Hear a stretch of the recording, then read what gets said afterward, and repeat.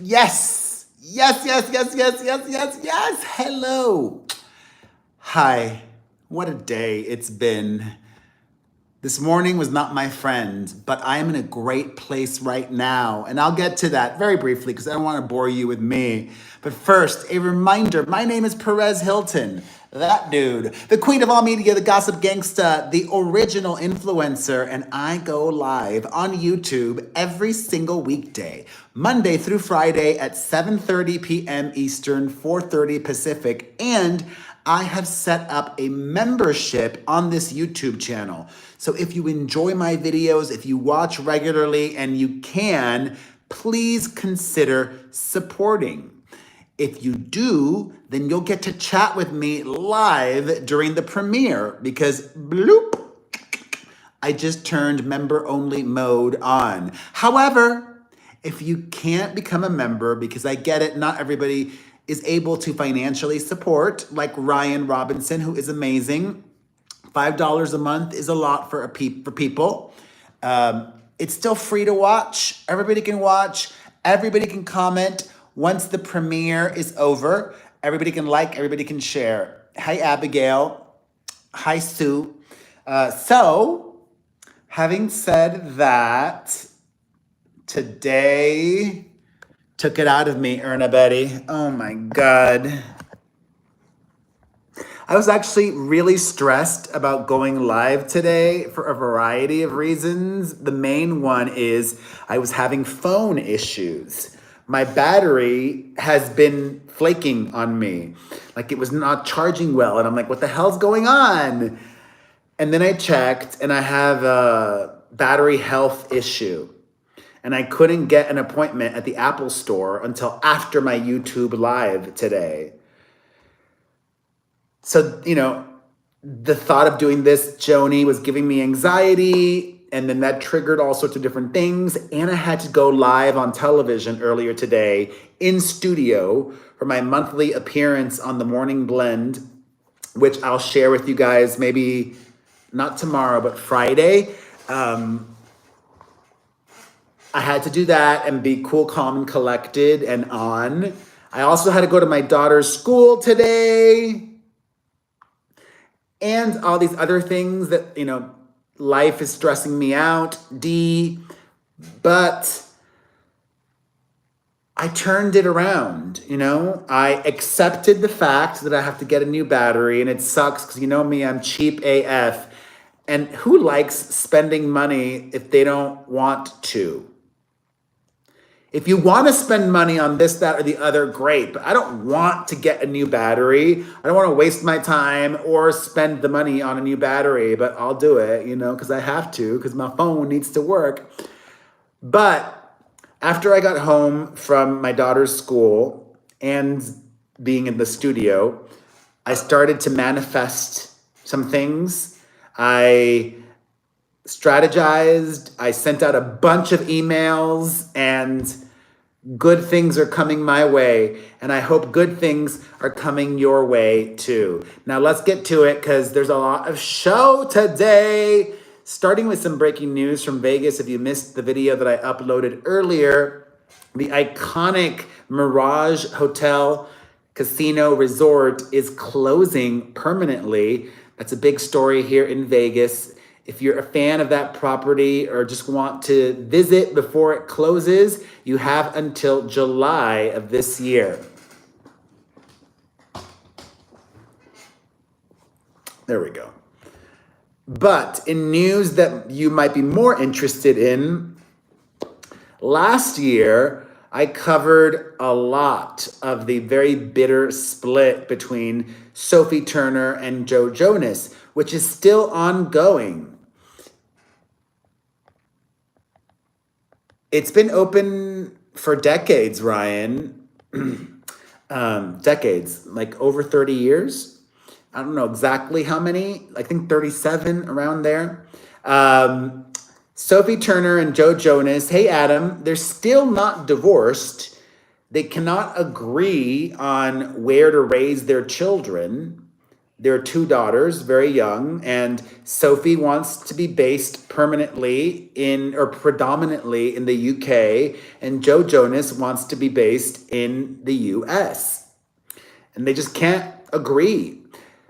But in a surprising turn of events, Sophie Turner reveals a lot about the split in the new issue of British Vogue magazine. And I think what's interesting is that from all of the headlines I've seen today, people are focusing on all sorts of different things, but not the real story. For example, a lot of headlines about how Sophie Turner revealed in that interview that she considered getting an abortion when she got pregnant with their first child, just because she was so young. She was 24 years old and she wasn't sure if she was ready or wanted to be a mother at that point.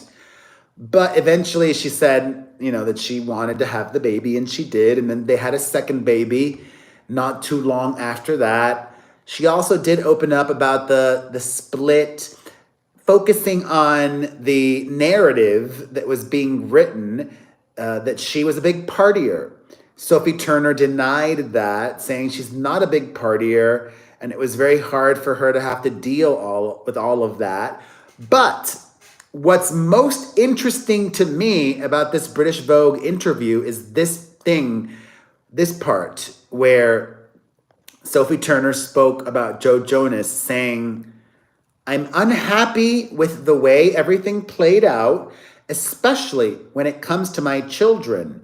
They're the victims in all of this. But I think we're doing the best we can. I'm confident we can figure it out. Joe is a great father to our children, and that's all I can ask for." Look at that. How amazing. Complimenting Joe despite all the drama and their very bitter split and custody battle. Sophie Turner continues saying, "My dream is to have a huge Christmas where my daughters can have their dad there. Joe's whole side of the family, their grandparents. I don't care about the politics. I just want the girls to feel loved and have everyone show up for them." How mature. Focusing on the children, as it should be. And I am so grateful that I'm a single dad. I don't have to worry. We spoke about that yesterday. I don't need to repeat myself. I said that yesterday, right? Yeah. What story was I talking about yesterday? I don't know. Anyways, good on you, Sophie Turner. Mom's got to work, and she's promoting this new TV show. Speaking of television, are any of you Vanderpump Rules fans? Did you watch the reunion? Hey Piali, which began, it's a multi-part reunion. I watched highlights because I don't care about Vanderpump Rules anymore. But what's interesting is Raquel, is not on the show anymore, but she definitely is still on the tips of everybody's tongue. And a big topic of conversation, Dee, which you saw, was this lawsuit that Rachel filed against Tom and Ariana for revenge rhymes with corn. And interestingly enough, Tom and Ariana revealed a lot when they weren't even supposed to. Like, I'm sure their lawyers advised them not to talk about it at all, but they did. And interestingly, Ariana denies allegations that she disseminated the intimate video of Rachel. She claims she did not share it with anyone, yet Rachel is suing Ariana for revenge corn. And Tom Sandoval said that Rachel has no effing soul for suing Ariana, and that the lawsuit is an attempt to get attention and reframe herself as a victim. Tom Sandoval is making a lot of sense in 2024. I don't even like that dude, but Can't argue with any of that. Also, speaking of Vanderpump Rules, Ariana has gotten herself yet another commercial. Yeah, this one with Duracell. She's starring in a new Duracell commercial, Joni, and cashing in so much off of Scandival. I need to date somebody and then have them betray me and cheat on me in a very public way because I want to cash in like this. Jesus. Make that money, honey. I'm not mad at you. Make that money. All right. On to Wendy Williams. In the headline of this video is Wendy. Some sad news. Wendy is still very unwell. It has been previously reported that she's been struggling with the same type of cerebral issue affecting Bruce Willis, a type of dementia. Hers, though, was brought on by alcohol abuse, which I didn't know was a thing. I didn't know that severe alcohol addiction could cause early dementia.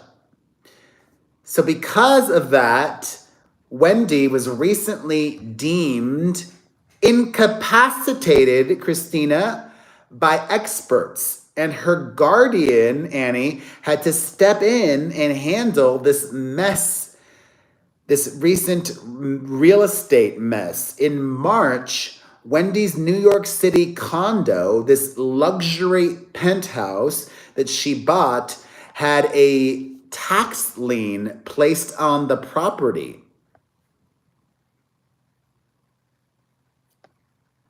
That means it was delinquent with paying property tax. And as a result, this guardian of Wendy Williams, not Wendy's involved in any way, the guardian just sold Wendy's luxury financial district penthouse at a major loss. Wendy bought the penthouse in 2021 for $3.75 million. She'd always talked about her dream of living in New York City in a nice apartment, and she got it. She bought it for $3.75 million in 2021, a 3-bedroom penthouse, and just sold it for less than $3 million. If you're not good at math, Wendy took a loss of almost $1 million, specifically $822,000. She is in the red on this transaction less than 3 years later. Is this guardian a financial expert? Was this the most financial savvy or best move for Wendy? I hope she does have a financial expert if it's somebody else, because Wendy Williams never had Oprah Winfrey money. She did well for herself, but she also spent a lot, I'm sure, lived a very nice lifestyle while she was on television, and her money is not forever. And it's not like an actor where they're getting residuals. To my knowledge, the Wendy Williams show is not being rerun anywhere. I agree, Sue. Especially in a market like New York City. There's always buyers in New York City. New York City is the hottest real estate market in the United States. You have cash buyers in New York City competing with each other. And this might surprise you, $3.75 million is not a lot for New York City for a penthouse. That's pretty reasonable for a 3-bedroom penthouse apartment.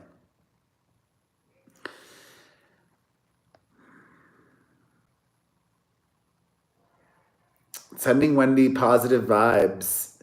She needs her family, I think. Just like Britney needs her family. But Wendy also, for different reasons, Wendy is not in contact with her family right now. Sadly. Ay, ay, ay. All right. Oh my God. You guys, I didn't put this in the headline, but if you've watched this video or you're watching live and you watched up until this point, we're 15 minutes in, you are a superstar. I didn't put this in the title because I'm going to talk about it on my podcast tomorrow. So you're getting a preview. This NFL star with the Kansas City Chiefs named Harrison Butker gave the most newsworthy commencement speech at a recent graduation. I have a lot of thoughts. In this wide-ranging 20-minute address, Harrison Butker of the Kansas City Chiefs said sexist, misogynist, homophobic, disgusting things, attacking everything from abortion to IVF to surrogacy to pride. And I think what he said was repulsive, but know your audience.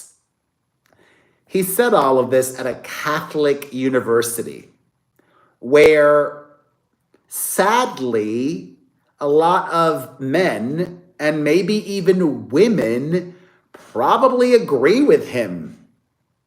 I don't, but know your audience. It just sucks that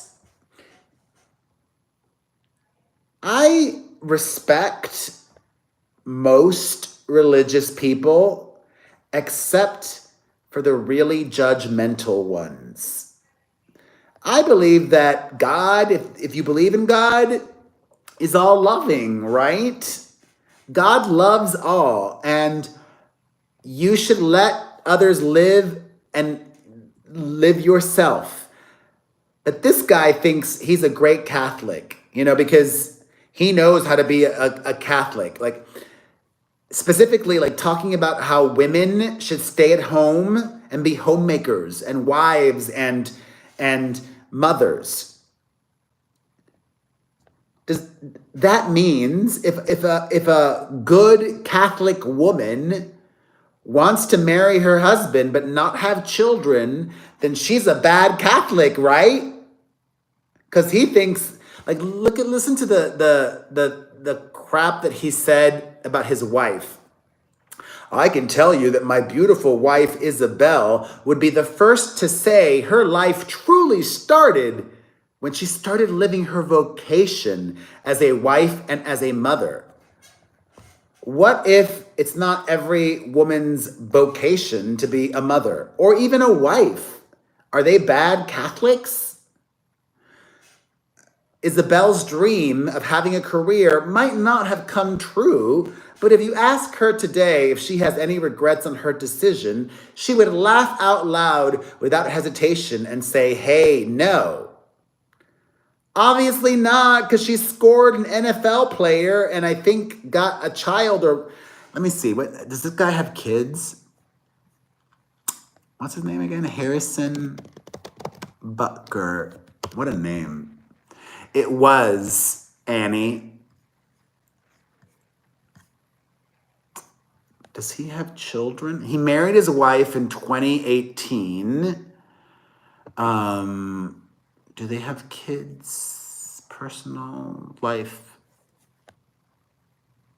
He has 2 children. Okay.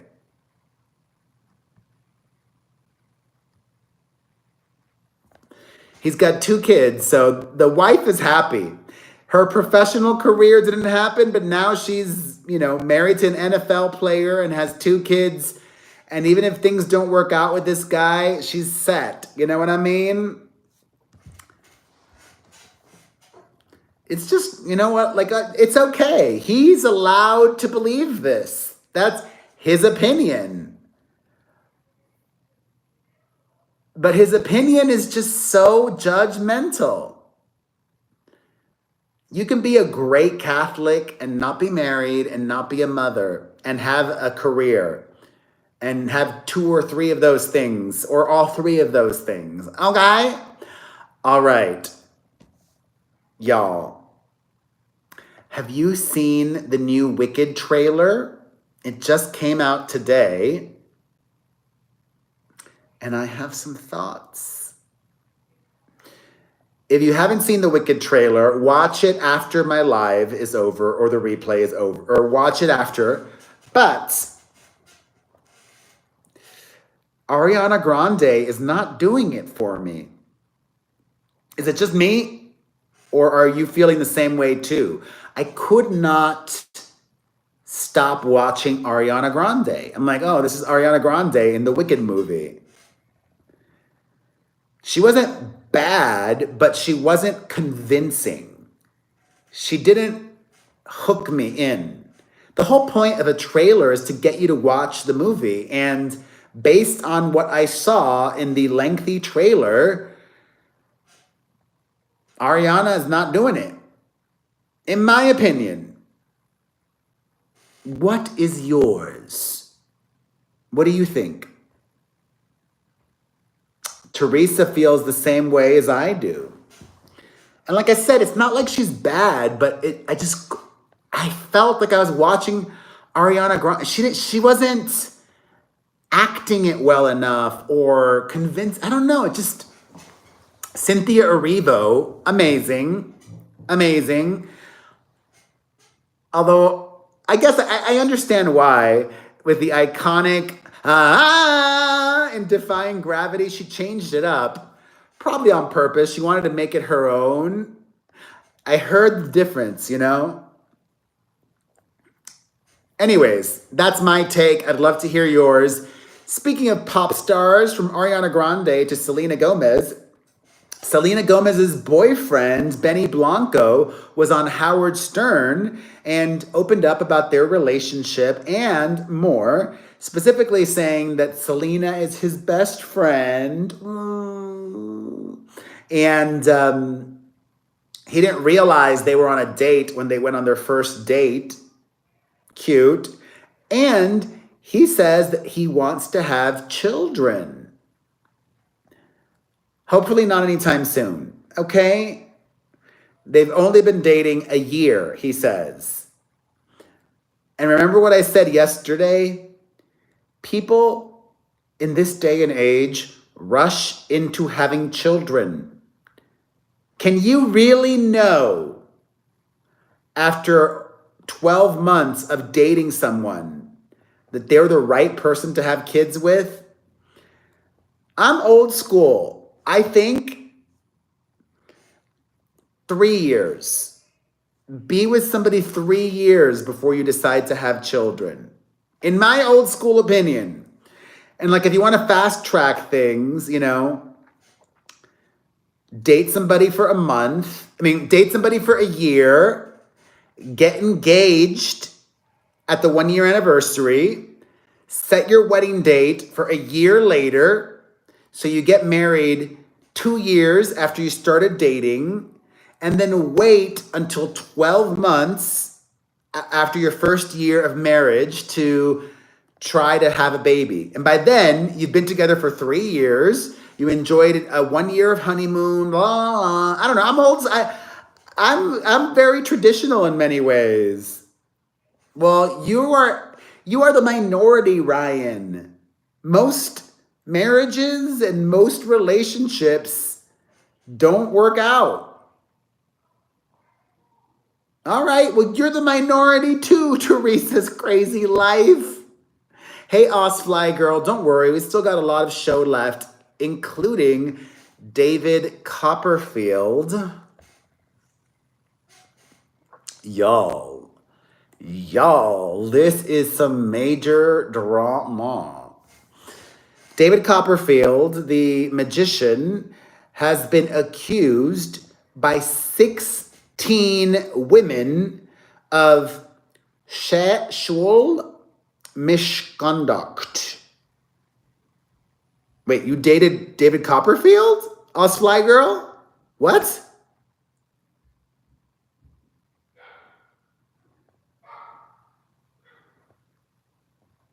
Did one of my members date David Copperfield, or was that somebody else? Anyways, I'll continue. You did? Ooh, spill the tea, honey. Spill the tea. I'll look at your comments while I'm talking.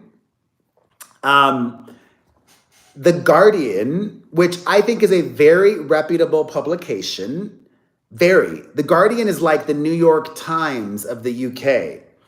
They claim that 16 women have made damning allegations against David Copperfield, and some of them have spoken on the record, naming themselves publicly.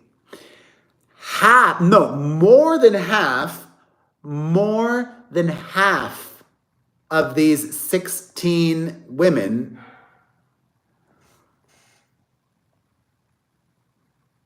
How old were you at the time, Osfly girl? More than half of these 16 women claim that they were minors when David Copperfield made advances towards them. Many of them as young as 15. Many of them sharing the same story. Okay, you were in your 20s, Fly girl. Many of these women claim that David Copperfield gave them DRUGS and DRU hugged them, if you know what I mean. Therefore, because they were not of sound mind, they were not able to consent. So what ended up happening was R-A-P to the E. And yes, if you all remember, David Copperfield was very good friends with Jeffrey, Mr. That dude, Epstein. I have to break it up because, these things have things that read and flags. Anywho, it should be noted that David Copperfield's lawyer or legal team has denied these allegations, saying they are not true. But I think the sheer volume of women, 16, this is something that could be potentially a career derailer. I was going to use the KILLER word. But we'll see, because David Copperfield is a Vegas headliner. He's got a residency here in Las Vegas. And if David Copperfield had a TV show, by the end of today, that show would be canceled. Gone. 16 women, that show would be canceled. But David Copperfield does not have a TV show. Instead, he has a stage show in Vegas for his magic. And Vegas does not obey Hollywood rules, voices. Adam knows this. Vegas obeys their own rules. Vegas is a different kind of showbiz. Vegas is Vegas. So it'll be really interesting to see if there is any fallout for him here. And my heart goes out to all of these women that had these awful stories to share. And finally, Taylor Swift's boyfriend is being exploited by Niecy Nash, the actress. Niecy Nash is starring in this new Ryan Murphy show with Travis Kelce. And she keeps posting photos and videos of her with Travis Kelce, exploiting him, using him for clout and views. And I think that's so smart. I would do the same exact thing. Get it, Niecy Nash. Ride that Taylor Swift wave like he is. I love you. I love Niecy Nash. I love you all watching too. I thank you for your time. Please, please, please, please, please. I would love to get one new member today.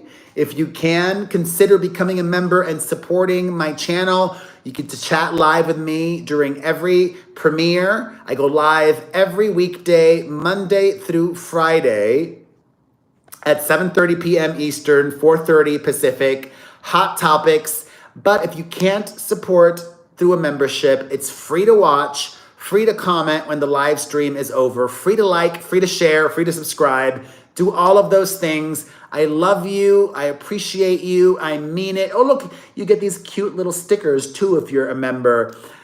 Have a wonderful day. I am off to the Apple store now. I'll see you tomorrow with a new battery. Bye.